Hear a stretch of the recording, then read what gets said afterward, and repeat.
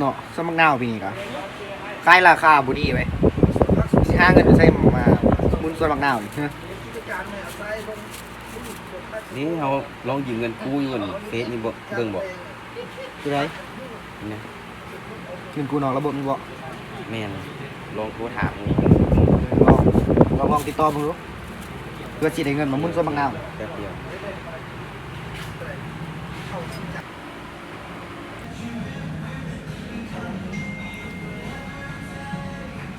คุณภาพเสียงว่างชัด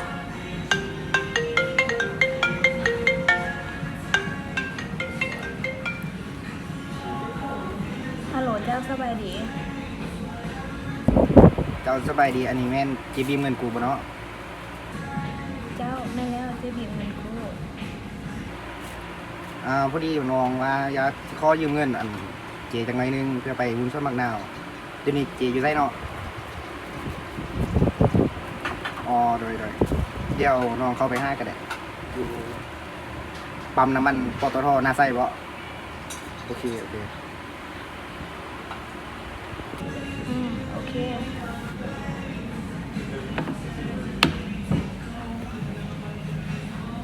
เดี๋ยวตู้อยู่นี่ฮะเดี๋ยวไอออกไปเอาเงินด่วนปั๊มน้ำมันปตทนี่ เลย เอา อยู่ในทางเลย เอาสั้นครับเดี๋ยวไอกลับมา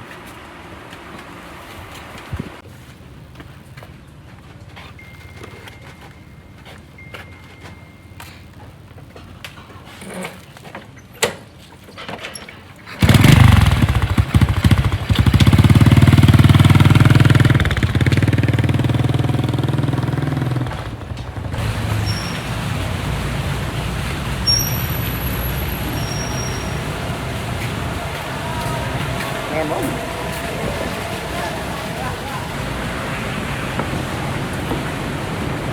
สบายดี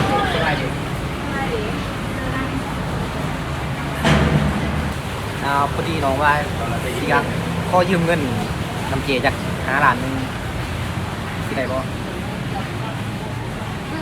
สั้นก็ลงน้ำเลี้ยขาเจเด้อต้องซีมเท่าไหร่น้องสิขอยืมจาก5 ล้านนึง 5 ล้านระยะการยืมจะเกือบ น้องยืมแต่5 เดือน เจไล่100 ละสาวเด้อ โดยได้ท้ายเดือนได้ทั้งต้นทั้งดอกแล้ว เจ้าขอบใจเนาะ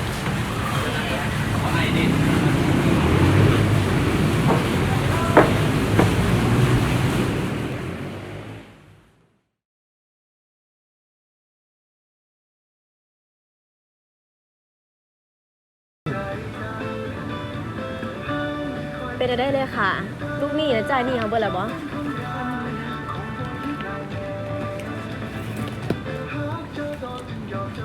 จ่ายเบิดละเจยังแต่คุยส่วนมะนาวแหละอ้าวบ่แม่นมันค้างได้2-3 เดือนแล้ววะผู้นี้นะแม่นซั่นเอาเบอร์มาเดี๋ยวเจโทรนำเบิ่งได้ยินนี่เด้เจเบอร์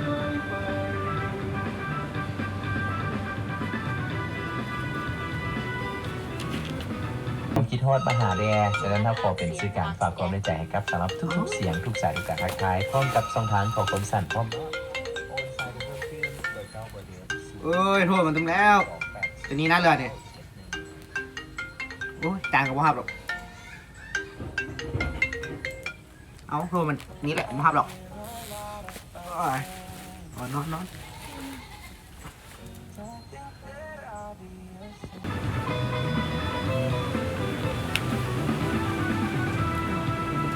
โทรหาแล้วบ่รับ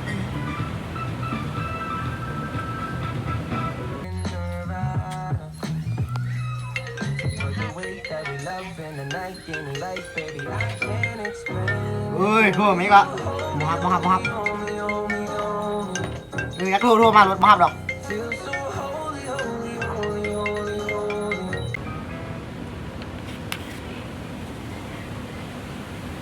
อ้าวบักอันนี้มันเฮ็ดเส้นกุลตี้นี่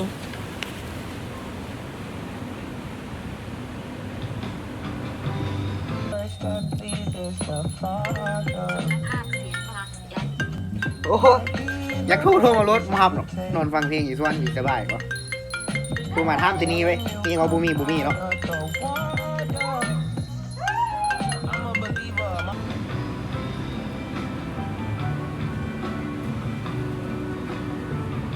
บ่ฮับเดี๋ยวมึงเจอกูมันบ่ฮับมาเจ๊แมนมันบ่ฮับปักอันนี้นะกูโทร3 สายแล้วมันบ่ฮับเดี๋ยวก็หาไดมอนด์ก่อน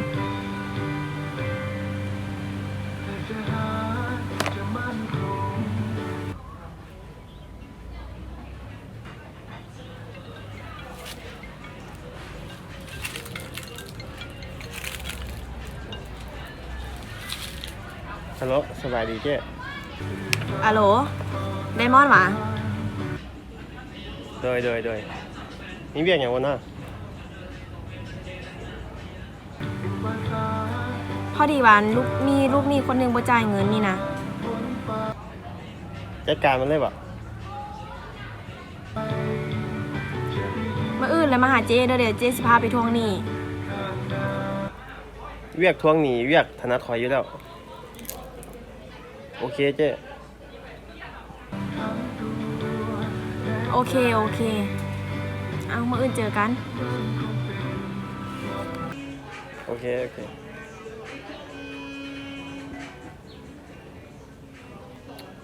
หน้าตาคือว่ารออยู่อ่ะให้กูทวงหนีได้แน่ว่าแต่ว่านั่นเลย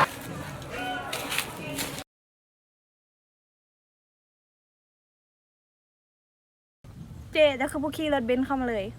จอดไว้น้องอันดีแล้ว มันก็เบิ่งแต่ทางตีบ่เป็นขุมอยู่รถกูกับเพเบ่แหละอู้เสียเบัดกระเป๋ากูนี่ มาทวงหนี่อยู่บ้านน้องอันขี้ฝุ่นจับเบิดแบรนด์เนมก๊อปฮันติไดมอนด์ฮูลตีบอลมันอยู่หัน โดยเจ๊ปล่อยไปเบิ่งมาแล้ว เดี๋ยวพาไป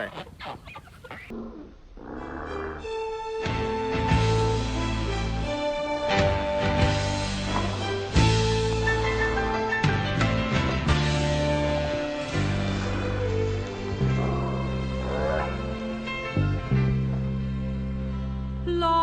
奔，浪流，萬里滔滔江水永不休，淘盡了世間事，混作滔滔一片潮流。หำน้อย เจ้าของเงินอยู่บ่ ฮะเราอยู่เทิงเฮือนพี่นะ มาไข่ตุ๋ยเอ้ยแน่หำน้อย โดยเดี๋ยวจะใครให้แล้ว โอ้ตายตัวนี้มาแล้วกูหยิบนี้กันเว้ย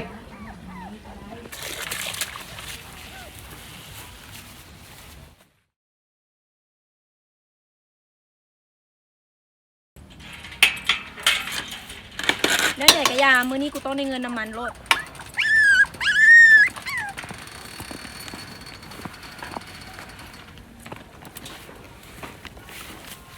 ตรงนี้น่าเลื่อนมาแล้วฮะโอ้ยอยู่แล้วกูเดี๋ยวเจ๊มันกำลังเห็นนี้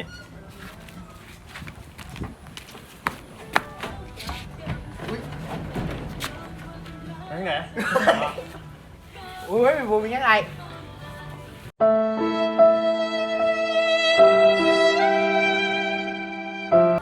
อาสันลงมาล้มกันดีๆอยู่ลง โอ้ยกระไดแล้วเลย ไปไง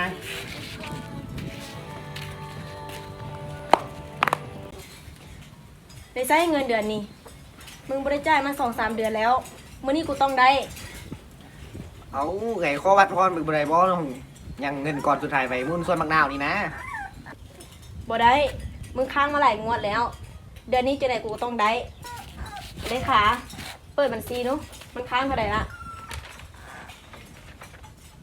ทั้งต้นทั้งดอก15 ล้าน เปล่าสิไล่แฮะเขาคือยืมแต่5 ล้าน เป็นยังมันขอ15 ล้านกูนะจังได้ก็ข้อพรก่อนบไดบอราค่ายมักนาวนี่สุดนี้ก่อนเราสิส่งทางต้นทางดอกดอก บ่ได้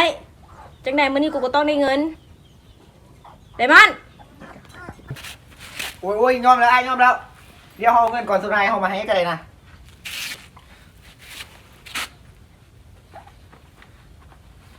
เอานี้เงินก่อนสุดท้ายของเราแล้ว มึงเอาไม่ให้กูยังมึงเอาไปให้เจ้เพิ่น เอาเจเงินก่อนสุดท้ายของเราแล้วที่เหลือเราค่ายมันงานเราสิส่งคืนออก ซัมมี่แล้วก็แล้วเรื่องแล้วสิให้กูมาทวงเองหยัง